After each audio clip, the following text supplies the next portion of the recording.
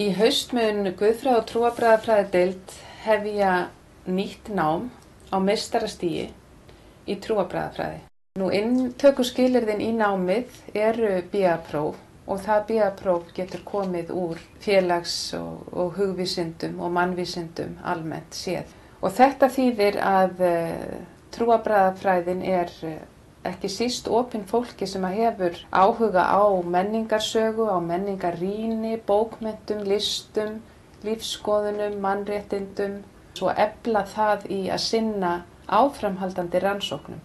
Þannig er þetta meistaranám hugsað sem undirstaða fyrir doktorsnám, fyrir þá sem hafa áhuga á slíku. Ég valdi trúarbragðafræði með það markmiði að kynnast sem flestum menningarhópum til að ganga beint inn í þetta fjölmenningarsamfélag sem er að vaxa allstaðar, ekki bara á Íslandi heldur í Evrópu og í heiminum öllum. Þar sem að fólk er að flytjast á milli, fólk er líka að taka upp nýjar skoðanir.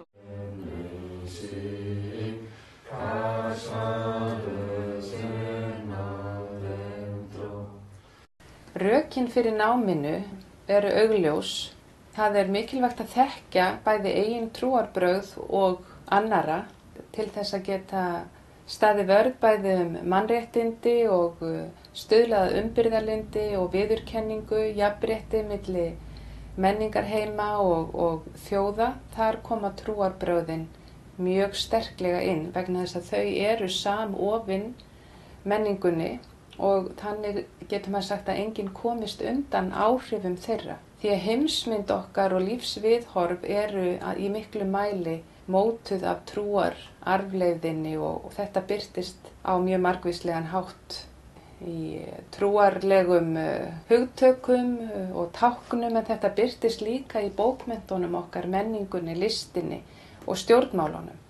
Þannig að trúarbragðafræðin er þess vegna mjög æskileg grein til þess að hjálpa okkur til þess að skilja fólk frá öðrum menningarheimum, skilja þeirra heimsýn og skilja þeirra lífsviðhorf og leið skilja okkur sjálf betur.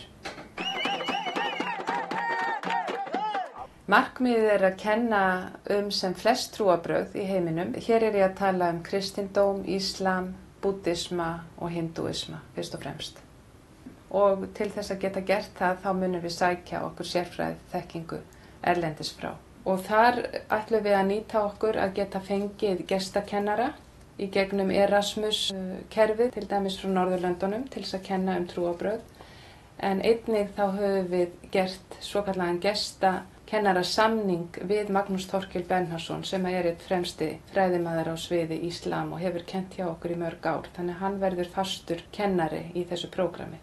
Það er samblöndunin sem er mikilvæg, því þetta er náttúrulega mismunandi menningarhópa, þetta er mismunandi heimssýnir og þá er mikilvægt að ég tel að draga inn eins marga ólíka póla og hægt er.